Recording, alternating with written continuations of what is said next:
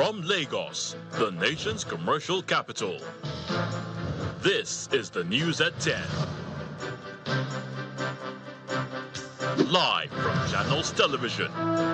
Reporting tonight, Ayotunde Balogun.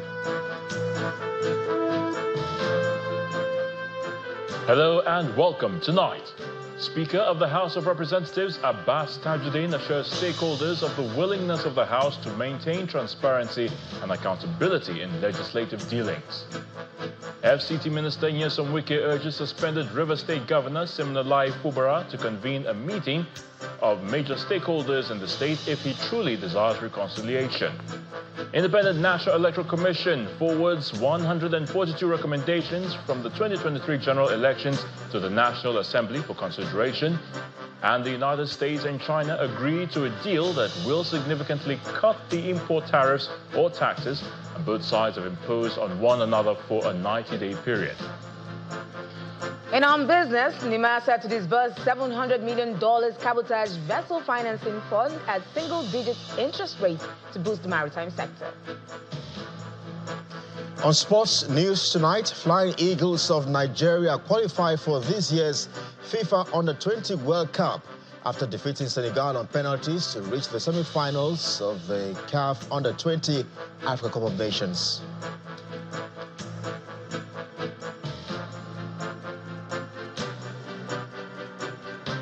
And from the nation's capital, Minister of Information and National Orientation affirms federal government's payment of $3.4 billion loan received from the IMF during the COVID-19 pandemic.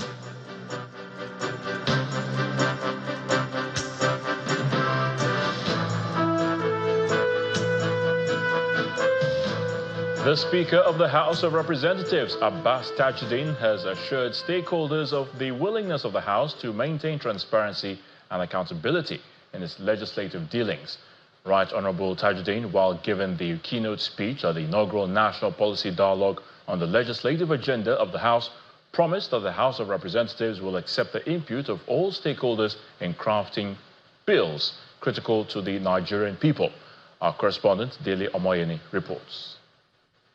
The House of Representatives is holding its inaugural National Policy Dialogue on its legislative agenda. Dr. Tajuddin Abbas. The Speaker says at the heart of this agenda is listening to the people who elected them. Today's dialogue is part of that promise, serving as a precursor to the upcoming Open Last Week, where we open our doors to scrutiny and present our midterm progress and report card. The goal of this event is not only to celebrate our achievements, but also to candidly examine areas of improvement in the spirit of openness and democratic inclusion. The leadership of the House and its development partners also highlight some key areas of interest. Listening is the first act of leadership. As parliamentarians, we understand that democracy speaks in many tongues. From town halls to academic journals, from market store to policy papers, the dialogue creates a platform where lawmakers, policymakers, academia, civic society, and development partners can speak, and we can listen with humility and act with courage. We're quite worried that civic space should not be constricted in a democracy. A lot of us worked so very hard to bring to an end dictatorship in this country. We suffered a lot under the military. We fought back, we pushed back. And in this age and time, we will continue to push back against any attempts to constrict civic space. The House of Representatives has highlighted the passage of the bill to introduce special or additional seats for women in the Legislative House. It is a priority in your legislative agenda. In their goodwill messages, some of the dignitaries draw the attention of the House to some critical issues. I have read through some of the very bold declaration of the legislative agenda. But in order to bring it into being, it will require gravitas, gumption, and grit. We in the Ministry, Federal Ministry of Livestock Department, the youngest ministry in the Federal Republic of Nigeria, we identify with the progress made by the leadership so far, We are young. We haven't come to the House yet with any legislative bill, but we are looking at the terrain, and we will soon come with an avalanche of requests for passing so that we are firmly established on the ground to make sure that we carry out our mandate successfully in the transformative efforts of changing the Nigerian livestock sector. The dialogue hopes to enhance the understanding and visibility of the legislative agenda. Dele Omoyeni, Channels Television News. FCT Minister Nyesom Wike has given conditions for reconciliation with the suspended governor of River State, Siminalayi Fubara, urging him to convene a meeting with some of the stakeholders in the state, including members of the State Assembly. He stated this during a media parley in Abuja, where he called on the suspended governor to show that he wants peace in his conduct and his actions. Meanwhile, Mr. Wike is warning the People's Democratic Party to be wary of selfish interests, stating that it can ruin the chances of the party in the 2027 general elections. Our correspondent, Benny Ark, reports. This is the fifth media parley of the Minister of the Federal Capital Territory, Mr. Nyesom Wike, and as expected, is using the opportunity to address several issues concerning the FCT governance, the leadership of the People's Democratic Party, and the developments in River State. If I have my way, I say it's here. It's an altar of God. I don't wish going back there. My spirit has left that place long ago. Just days after the suspended governor of River State, Mr. Siminalayi Fubara, had ruled out desperation for power as motive for pursuing peace with his predecessor. Mr. Wike states position on the reconciliation move. Yes, he came. He came with two governors and one other person. Unfortunately, the two governors are APC governors, unfortunately. So I will not pursue him. And he said, he wants peace. Fine. I want peace. Right? What that means that there's an open door, an open window for you. Take the necessary steps to show really you want peace. Indeed, this is a self-inflicted injury. Does he need it? Does he need it?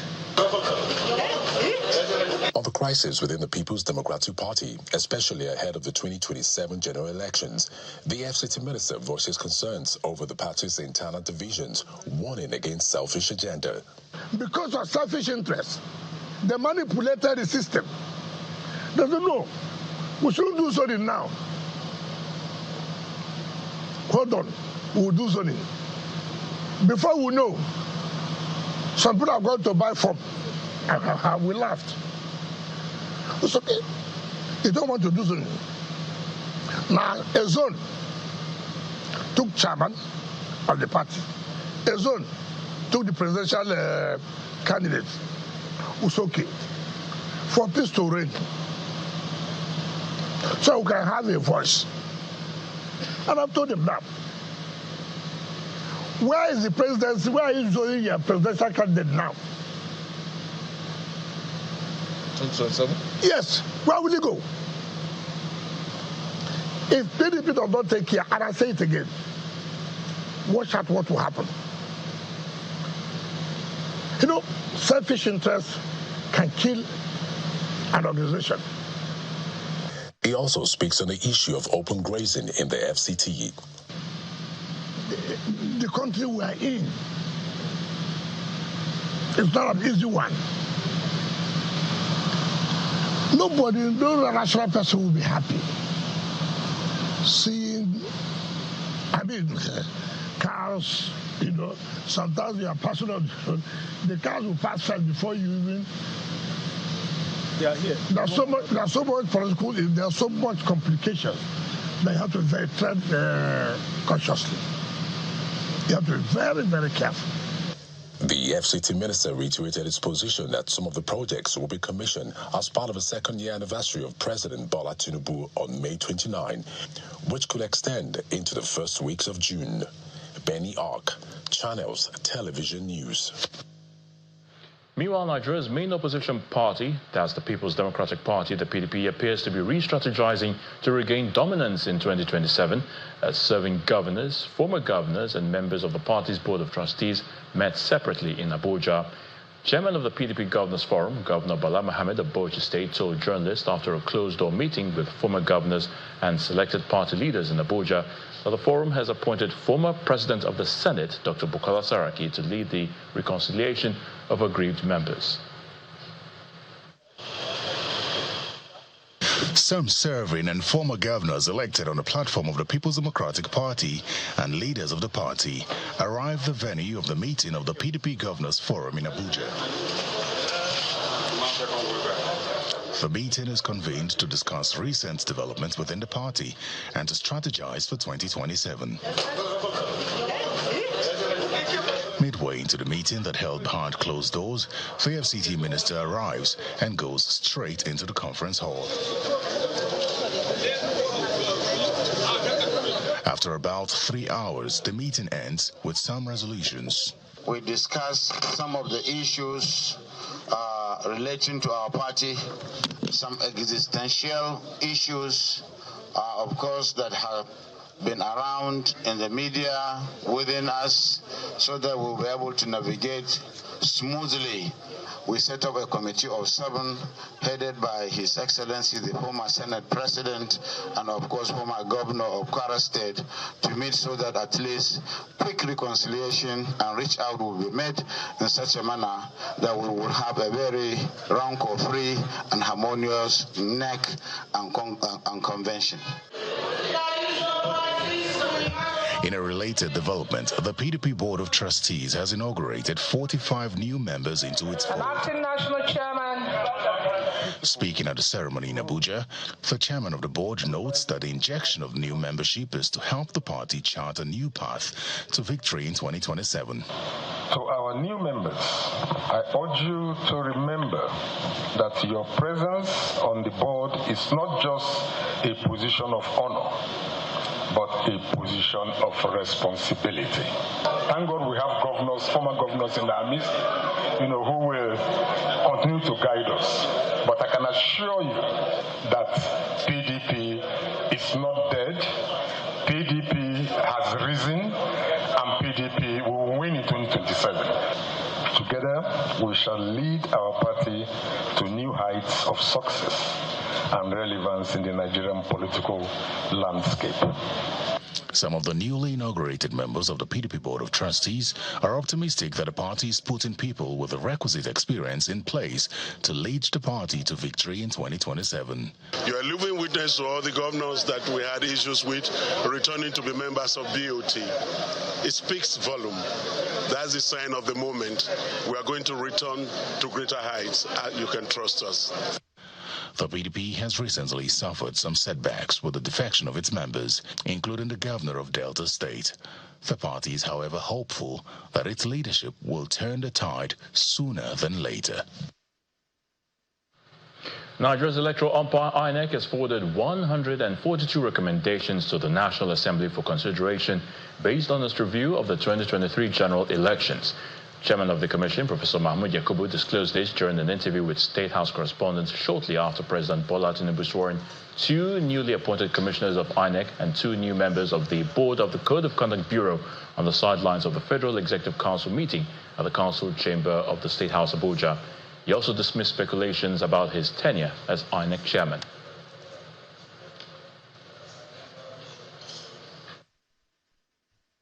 We have been interfacing with the National Assembly. 2 weeks ago, we had a retreat in Lagos with the Joint Committee of the Senate and House of Representatives on Electoral Reform. Thereafter, the National Assembly is going to organize a public hearing, and it's after the public hearing that now a new bill will at the end of the day be submitted to the President for assent. So we're working with the National Assembly on electoral reform. But at this point, I'm not going to give you any more details. You will hear it from the National Assembly whose responsibility it is. But we reviewed the 2023 general elections on our own. We engaged with the stakeholders. We came up with 142 recommendations. Out of these 142 recommendations, 8 require constitutional or electoral act amendment, and we discussed this with members of the National Assembly.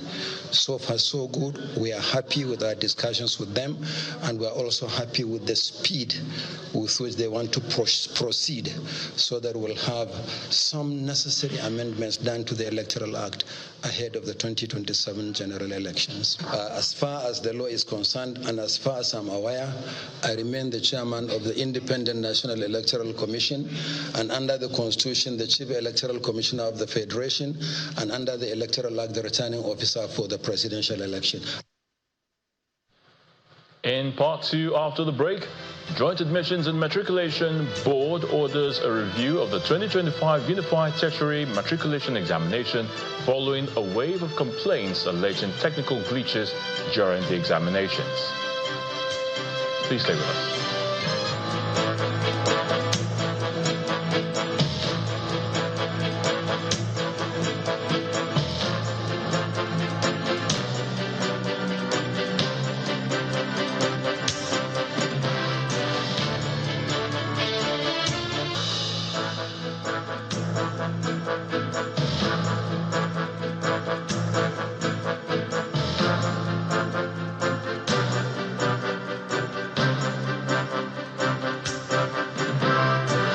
Welcome back. If you just joined us, you're watching the news at 10 on Channels Television, broadcasting live from Lagos. A reminder of our top stories. Speaker of the House of Representatives, Abbas Tajuddin, assures stakeholders of the willingness of the House to maintain transparency and accountability in legislative dealings.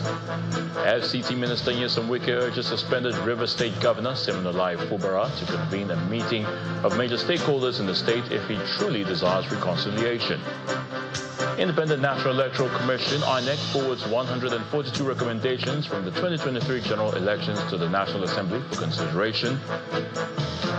And the United States and China agree to a deal that will significantly cut the import tariffs or taxes both sides have imposed on one another for a 90-day period.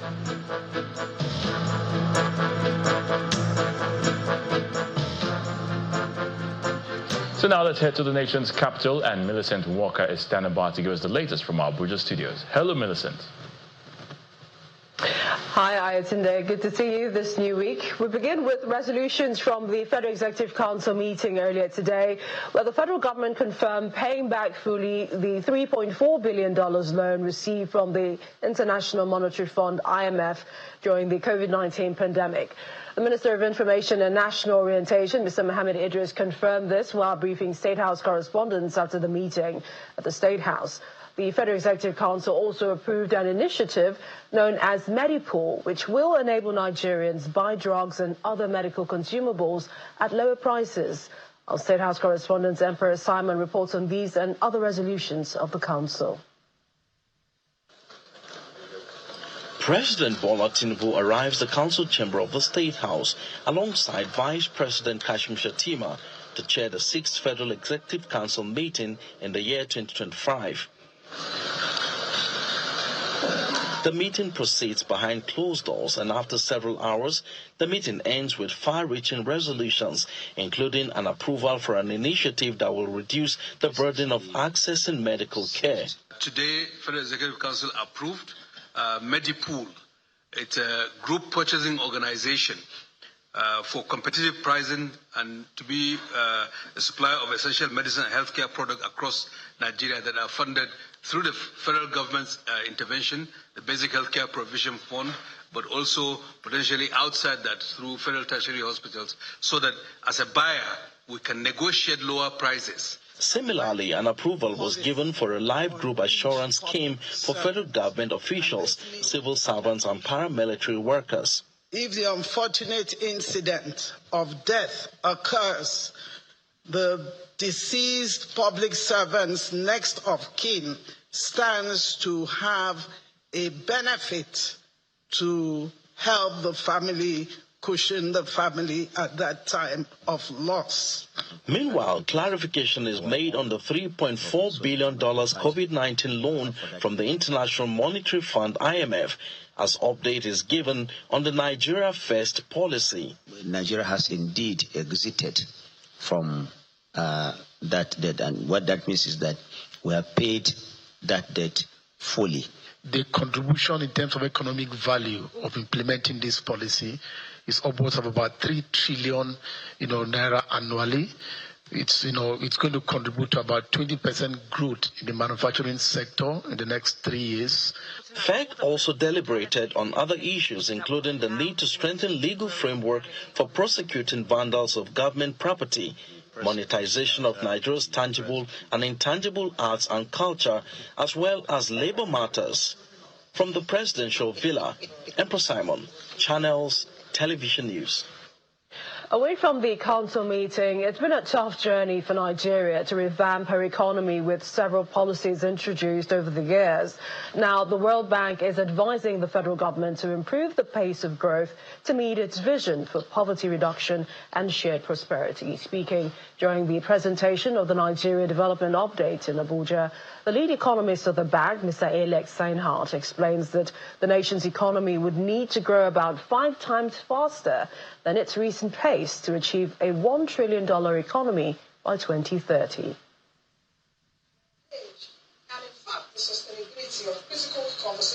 The launch of the Nigeria Development Update is bringing together government officials across all levels, members of the private sector, and the diplomatic corps. The event is the biannual update of the World Bank to assess recent economic and social developments in Nigeria and then make recommendations where necessary. Inflation has remained high and sticky, and it will be crucial for the CBN to stay the course with tight monetary policy to anchor stability. But if it does so, as we anticipate it will, we expect that inflation will fall to an annual average of just over 22% in 2025. The lead economist of the World Bank then delves into the nitty-gritty of the report titled Building Momentum for Inclusive Growth. The report shows that economic growth in the last quarter of 2024 increased to 4.6% year-on-year, pushing growth for the full year 2024 to 3.4%. It also states that recent reforms have helped to strengthen the foreign exchange market and Nigeria's external reserve position. While the consolidated fiscal position improved in 2024, driven by surging revenues, there are areas of concerns raised. The PMS subsidy was effectively ended last October, but revenue gains from this are yet to fully flow to the Federation. So NNPC began applying the official exchange rates for all its kind of transactions and fiscal revenue calculations back in October, so no more implicit subsidy. But as of January, NNPC was still only transferring about half of the resulting revenue gains from the subsidy elimination to the Federation. And then it was time for the panel discussion. One after the other, they bear their minds on the areas of concerns raised by the bank and how they are being tackled. We saw from the red areas on the chart that there is a need still to really push for transparency of fiscal data, and then also transparency in the oil revenue sector. And this is critical, this is key to what we are trying to achieve next. Price stability, financial stability, those are very, very key areas that we ensure that we are monitoring and ensure that we get ahead of. If we're able to continue the course, which we will, then over time, the inflation should moderate. For us on the plateau, the agri sector is key. Our budget in 2024 was about 3 billion. This year we tried to increase it to about 12 billion to see how we can develop the value chain across the agri sector. The report is then launched. Nigerians will be looking forward to see how the recommendations contained in this report will translate to action. Sarah Chimugu, Channels Television News. And to education, the Joint Admissions and Matriculation Board, JAMB, has announced its engagement of a number of experts to look into the significant volume of unusual complaints following the release of the 2025 Unified Tertiary Matriculation Examination, UTME results, released Friday, May the 9th. In a statement signed by the Public Communications Advisor of the Board, Fabian Benjamin, it is bringing forward its annual system review, a comprehensive post-mortem of the examination process that is conducted each year. The statement explains that the board is particularly concerned about the unusual complaints originating from a few states within the Federation and are currently scrutinizing these complaints in detail to identify and rectify any potential technical issues. And still ahead on the news at 10. Nimasa to disburse $700 million cabotage vessel financing fund at single-digit interest rate. That's on Business News. Please join us again. You're watching the news at 10, coming to you live from Channels Television, Abuja. We'll move on to some other news. Technology has announced the official launch of its AI-first expert technology services in Nigeria, along with a refreshed brand identity that reflects the company's global evolution and deepened commitment to enabling enterprise and national transformation across Africa. The announcement was made during the Technology Nigeria CXO Summit 2025, a high-level event held in Lagos, which brought together public and private sector leaders to celebrate 7 years of operations in the country and to share the company's vision for Nigeria's next phase of technology-driven growth. Our correspondent, Kelly Giga, has more.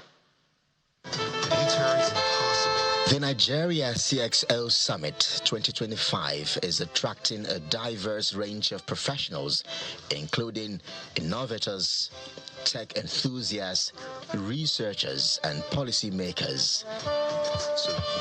They have gathered here for the 7th anniversary of Technology Nigeria, the company's largest global hub.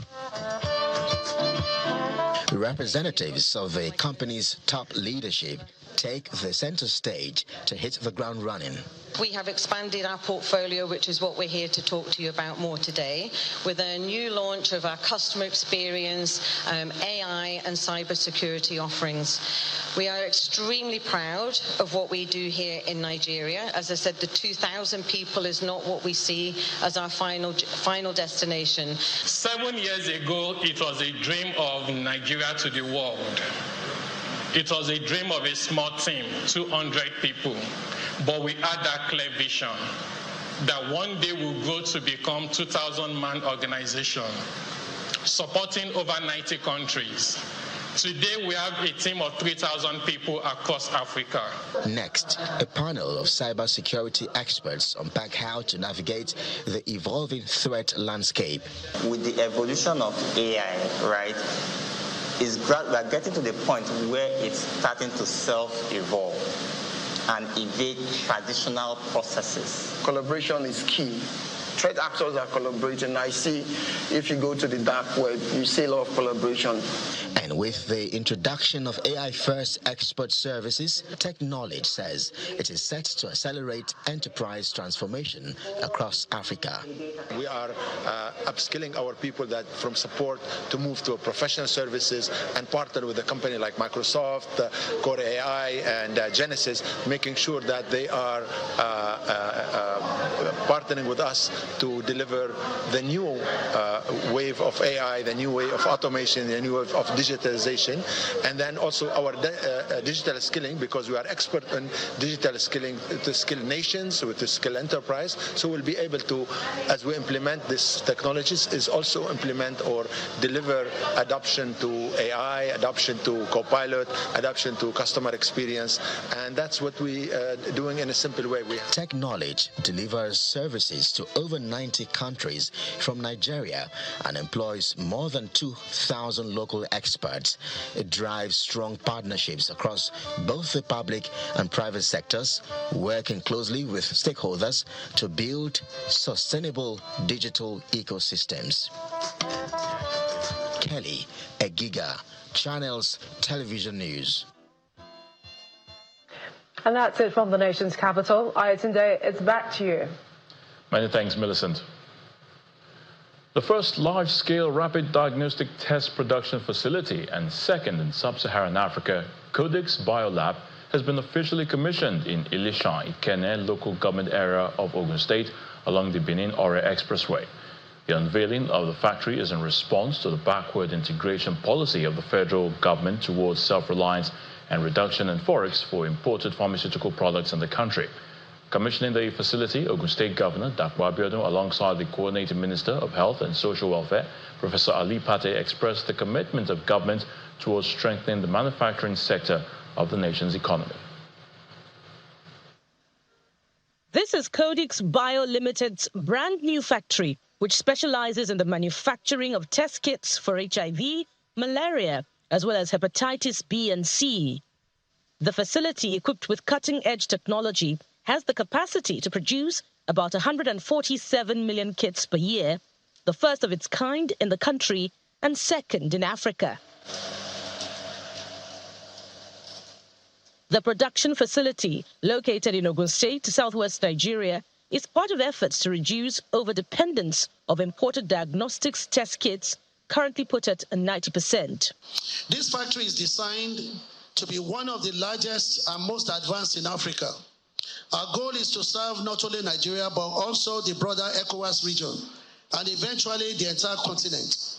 We believe that Africa must take responsibility for its own healthcare system, and we're doing our part.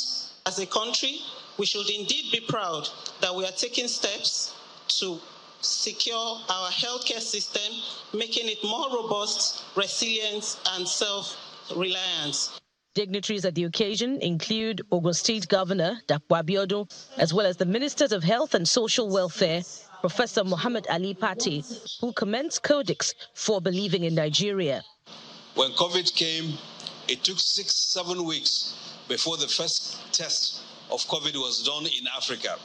We knew there are people who traveled and brought COVID into our continent, but there was no way we could test them. Now we have a platform. We don't know what will come up later, but with this, there is also a national security angle to what you have been able to do here.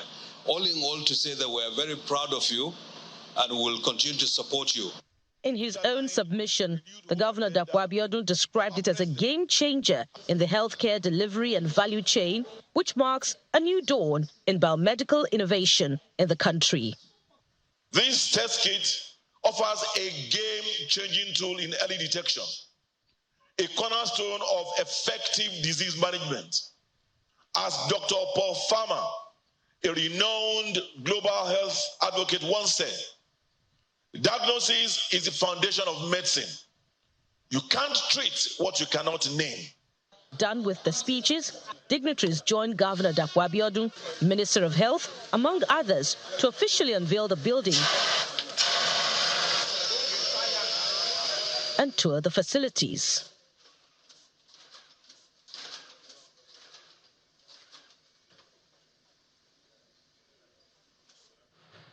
Let's get the very latest from the world of business. Here's Will Ibon. Will?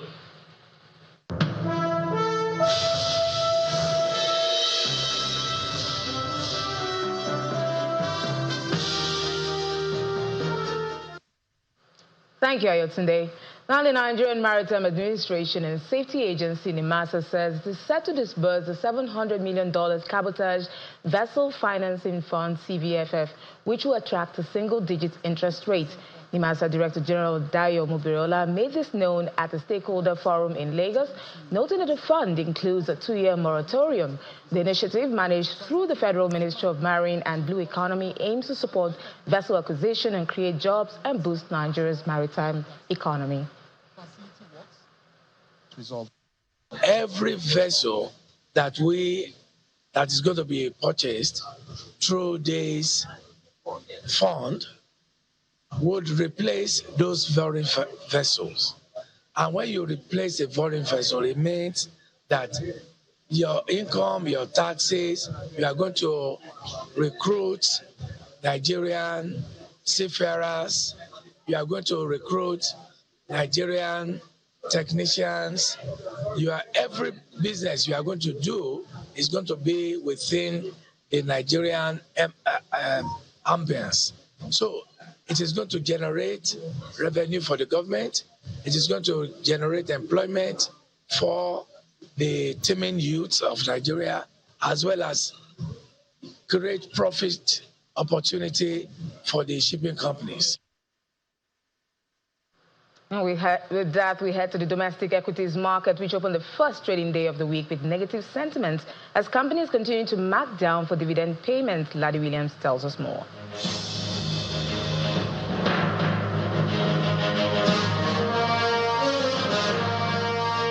Hello and welcome to the stock market reports. Well, the negative close from Friday, that continued for the first trading day of this week, taking the all-share index down about 0.24%, 68 trillion, that's for the market cap. And we see it's a smaller margin, compared to the over 0.4% drop on Friday. So maybe not so bad with the start this week. For the market move, we see profit taking on MTN Nigeria. The share price dipped about 2% to start the week, closing at 279 naira. Oil and gas held firm as the lone gainer with the sectors that we track, with a 0.36% advance, while banking kicked off the week 0.24% down, and we see consumer goods had a stellar week. Last week was down 0.54% with some profit taking right there. Still a positive market breadth regardless of the drop, as 36 stocks gained while 26 stocks declined.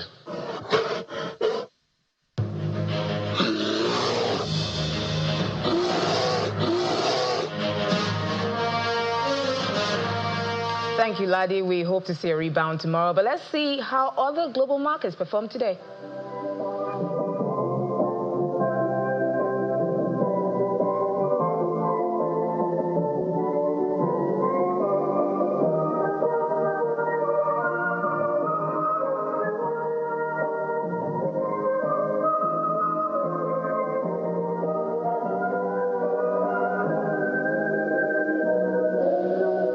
And that's business news. It's back to Ayotunde for the rest of the news at 10.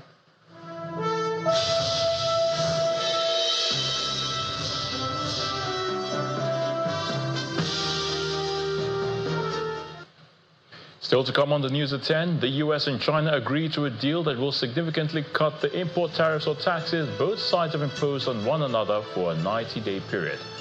That's an Around the World in 5. Join us again.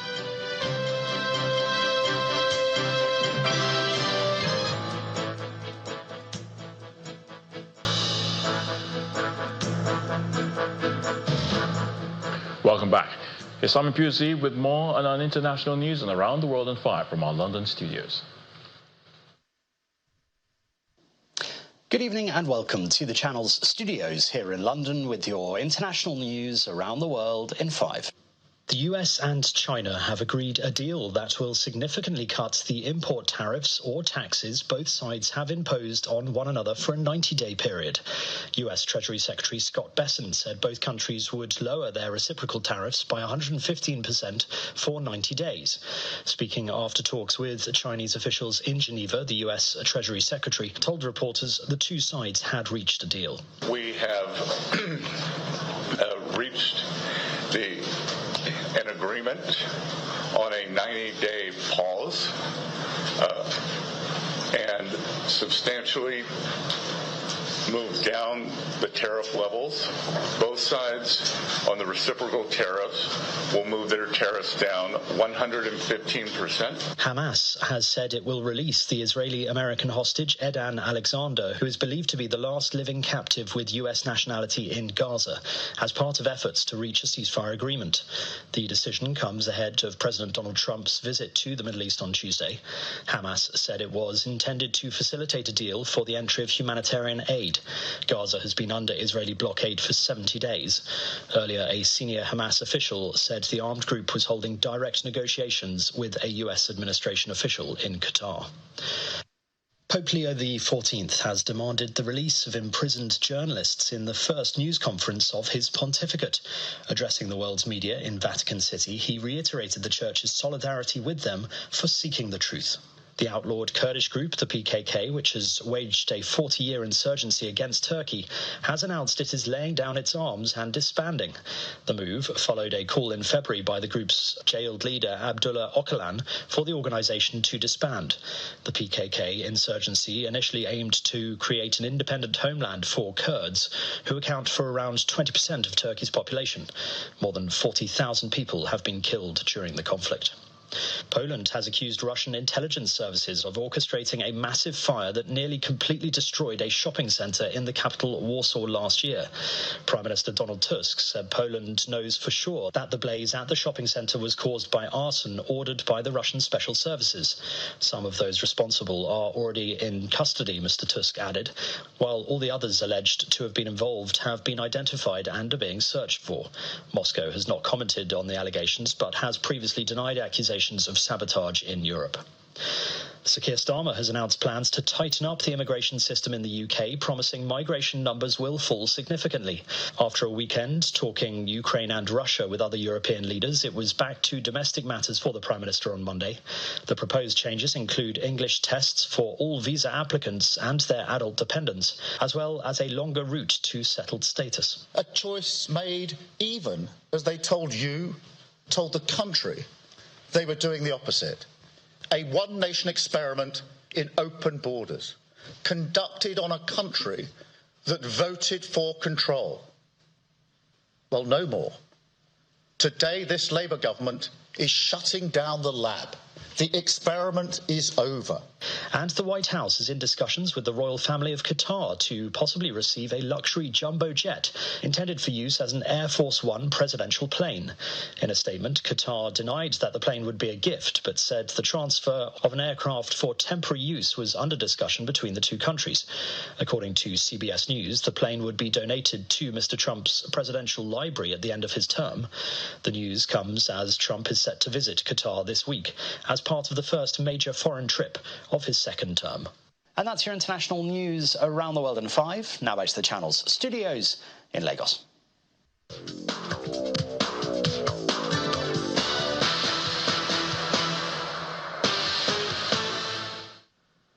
Many thanks indeed, Simon, and welcome to Sports News. Flying Eagles of Nigeria have qualified for this year's FIFA Under-20 World Cup in Chile after defeating Senegal on penalties to reach the semi-finals of the CAF Under-20 Africa Cup of Nations, the Suez Canal Stadium in Ismailia, Egypt. Ebenezer Harcourt was the hero for the day for the Flying Eagles as they saved 2 penalty kicks to help the 8-time champions triumph 3-1 after the cagey encounter had ended goalless relegation and extra time. The Flying Eagles will now make their 14th appearance at the Under-20 World Cup since making their debut in 1983. What can the central defender do here? Oh, he smashed it against the crossbar, and Nigeria are through to the semi-finals. Kicked Nigeria. That was enough to...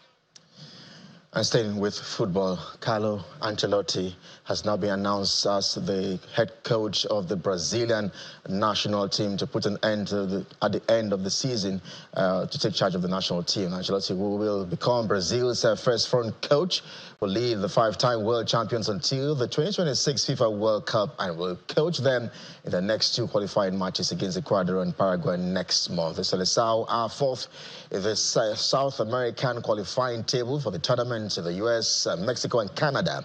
This is a 5-year-old Italian, leaves Real Madrid as one of the club's most successful managers, winning 15 trophies across 2 spells with the Los Blancos, including La Liga, Champions League, double last season.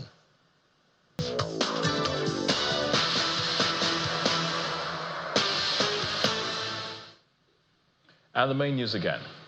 The Speaker of the House of Representatives, Abbas Tajuddin, today assured stakeholders of the willingness of the House to maintain transparency and accountability in legislative dealings. The Speaker gave the assurance during the inaugural National Policy Dialogue organized by the House in Abuja. That's the news at 10 tonight. Thank you so much for watching. I'm Ayotunde Balogun. Do have a good night.